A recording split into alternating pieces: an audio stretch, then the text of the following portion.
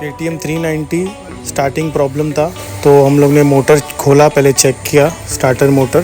तो starter motor की हालत तो कुछ इस तरीके से हो गई थी, पूरा जल के ख़त्म हो गया था, अंदर सब टूट फूट गया था, एवरीथिंग, पूरा कार्बन वार्बन जम गया था। फिर हम लोग गए KTM के शोरूम में, तो 9000 की मोटर बोला।